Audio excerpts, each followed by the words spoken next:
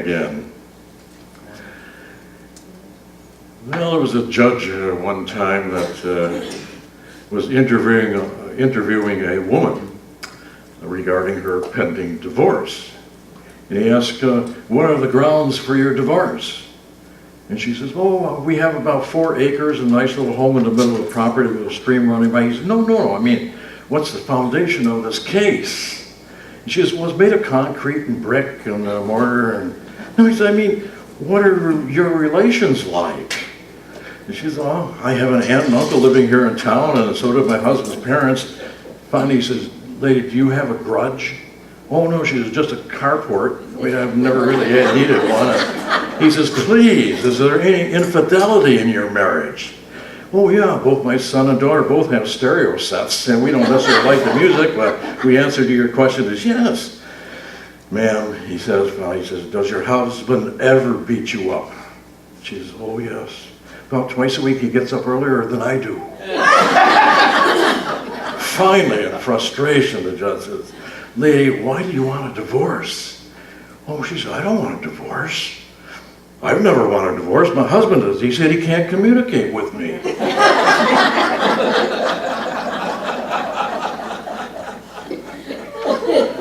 Oh, those soul-soothing needed in that case, isn't it? Yeah. Well, soothing each other's souls. That was my little message this morning.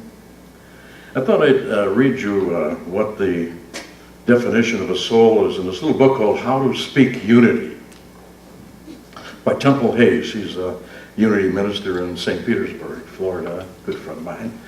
And she says, God is the only presence and power in the universe. Each of us is an individualized expression of the one. Our souls, like our fingerprints, are unique. We each follow our unique paths, and our souls recognize the way of these paths. Sayings like, that touched my soul, are mirrors of who we are as spiritual beings. From birth, our souls bring to our lives an intention of expression. Through the course of our lives, we find or attract experiences and events with nature and people which develop our paths toward fulfilling these intentions. When we do not listen to this inner guidance, we do not honor our lives.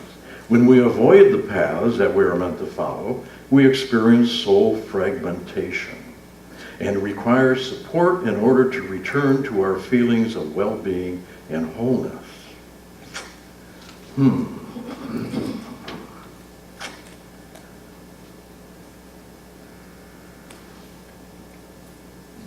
It was in Vermont one time. There was a farmer sitting on the porch steps with his wife. He was beginning to realize just how much she meant to him. It was about time. I mean, they lived together for 42 years. She had been such big help on the farm and was a very willing worker. And as they sat there together, he said, wife, you've been such a wonderful woman that there are times I can hardly keep from telling you.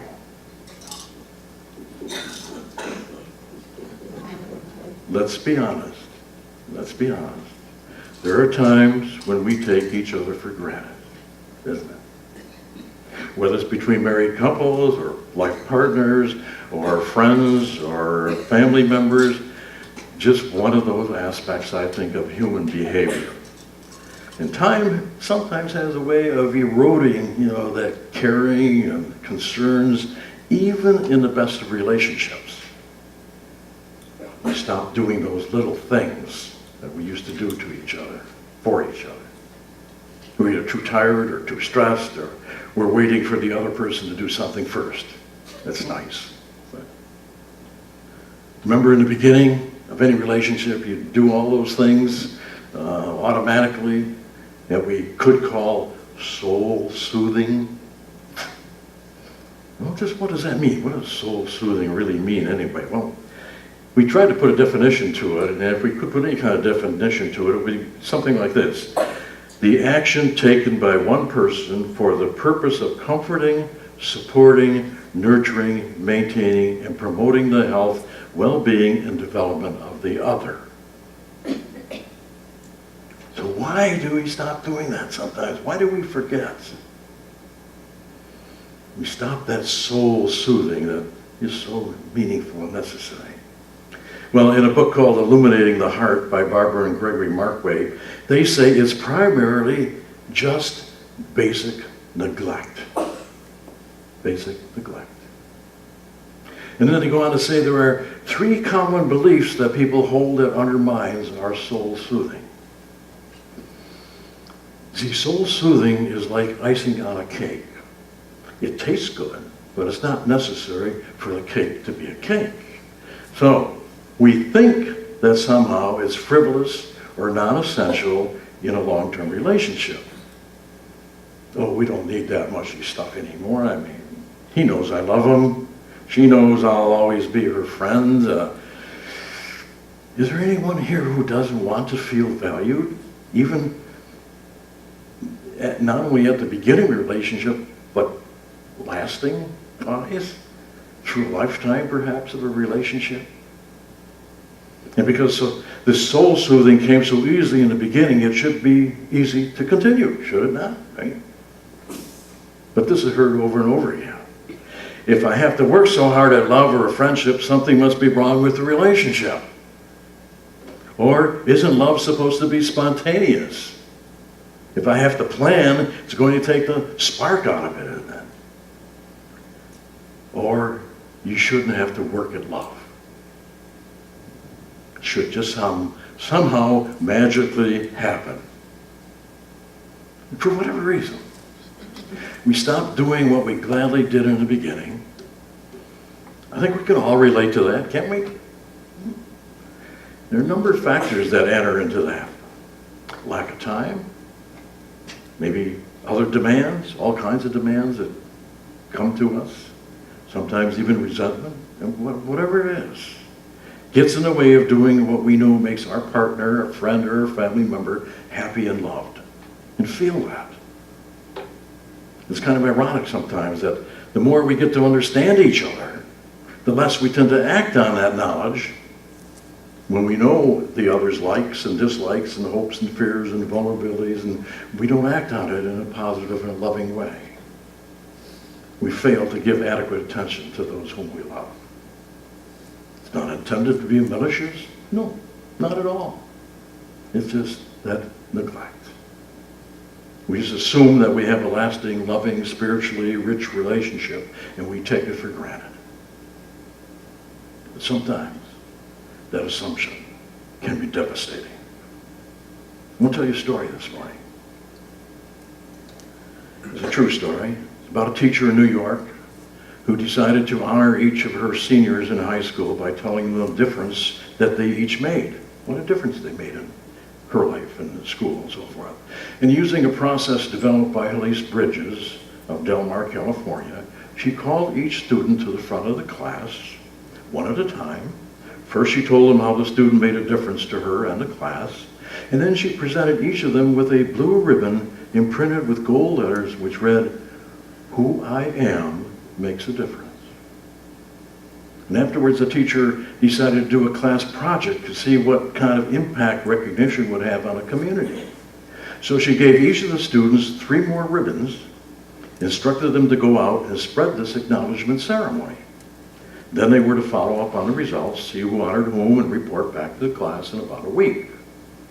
One of the boys in the class went to a junior executive in a nearby company, honored him for helping him with his career planning.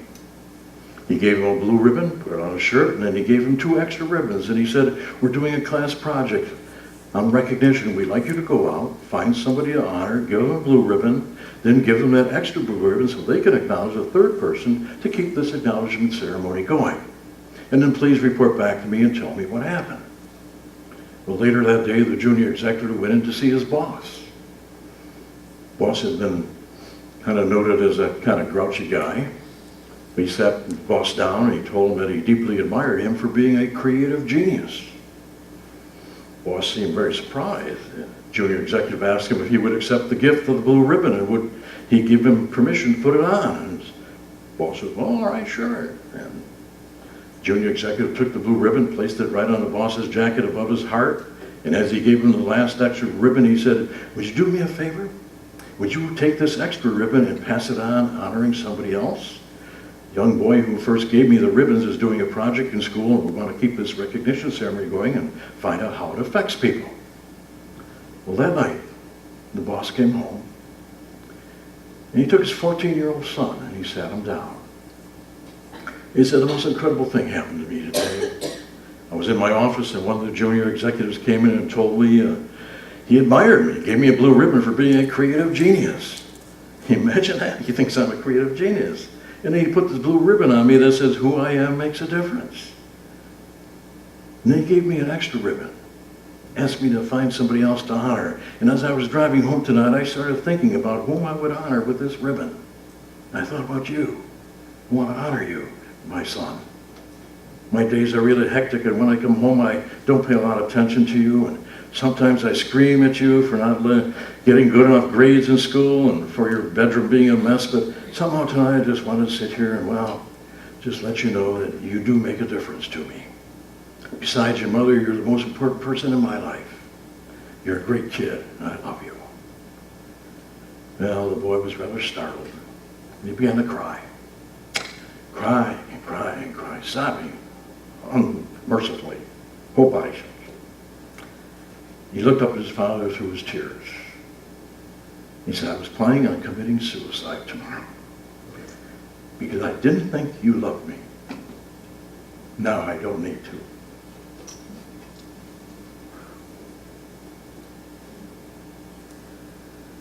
Guess what? Soul soothing, I know you know this, but soul soothing has to begin where? Right with myself, right with yourself. The ability to soothe and to nurture someone else is linked and has to be linked to our ability to soothe and nurture ourselves first. Has to be. When I take proper care of myself, not only spiritually, but physically, intellectually, emotionally, I then operate from a position of abundance. And I naturally seek to empower my loved ones in any way possible, especially when I function from the basis of that divinity within me. And I'm expressing that divinity in all areas of my life. On the other hand, when I fail to take care of myself, I operate from a depleted, half-empty state, leaving no resources to draw from, nothing to give. I mean, how many times have you and I seen people who, some are so busy nurturing everyone else and feel kind of guilty sometimes or selfish if they spend a few minutes on themselves every day. Somehow they need to understand how crucial it is to care for themselves first. I mean, how many of you have been in an airplane where the stewardess tells about putting the masks on, you first if you have children, and then put the masks on the children after that. If the parent puts his or her mask on first, even if the children were to pass out for a few seconds, they could be helped, and they probably only suffer some small ill effects, if any. So it's always put that mask on you first as the parent. And Jesus, in all his wisdom, didn't say, love your neighbor more than yourself, did he? He said, love your neighbor as yourself. You have to make sure there's water in the well before you offer others to drink. Soul soothing. In fact, try to say that 3 times quickly. It can be simple. Don't have to give big gifts. You don't have to spend a lot of money buying something for someone. It's not elaborate. It's not expensive. The simple things are so important. I love you. And do little things, random acts of kindness. I remember when I was a Boy Scout, they taught us how to build a fire. You always start with just small little sticks, kind of kindle-like, and then you add a little bit more to it, little bigger sticks, and then a little bigger after that, and you gradually build it up to where you can put a log on it, and it doesn't take any effort then to keep that going for hours and hours. Kind of what happens with soul soothing. You do little things, you kindle the other soul, And after a while, it becomes a flame. And when the big challenges come along, the logs on the fire are burning. And you go through those difficulties and those challenges, alive and vital. One of those little things just might be a soothing voice. A soothing voice. Not important that you have all the right words or techniques.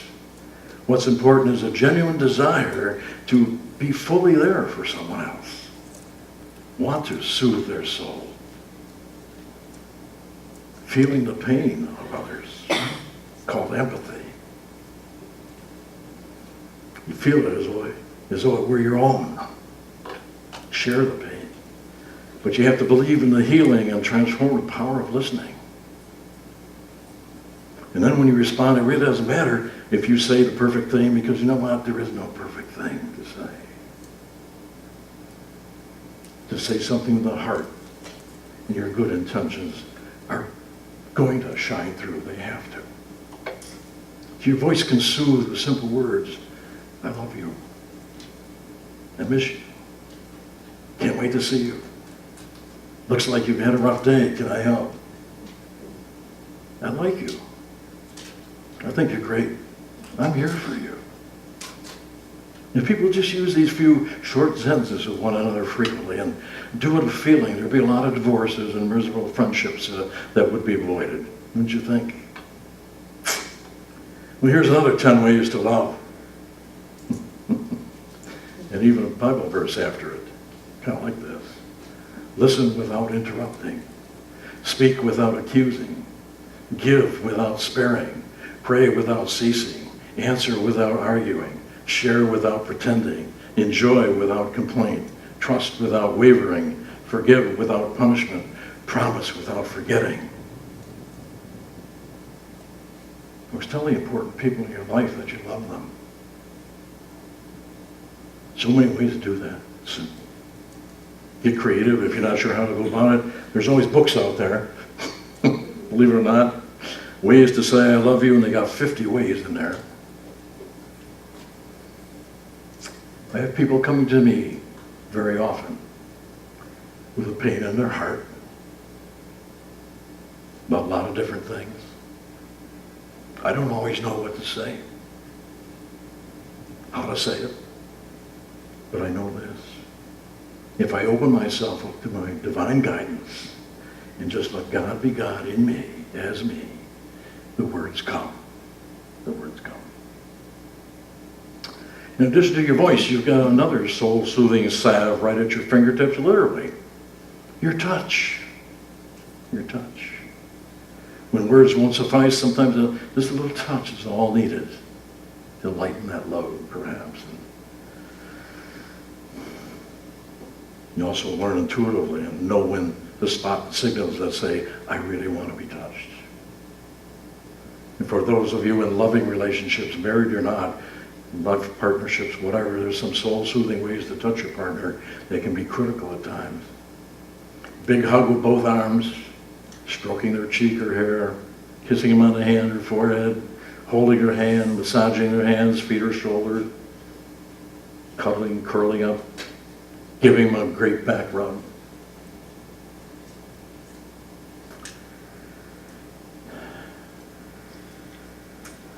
Friends, it's so important to build that special bond with the people that you truly care about.